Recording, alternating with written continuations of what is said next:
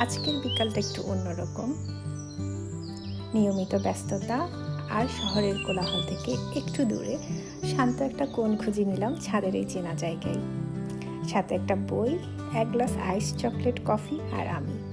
আইস chocolate coffee বানাতে বানাতে চারপাশে পাখির কিচিরমিচির আর কফির মতো শান্ত পরিবেশ এনজয় করছিলাম।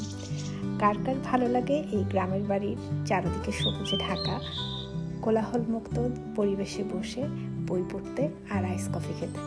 অবশ্যই কমেন্টে জানাবেন।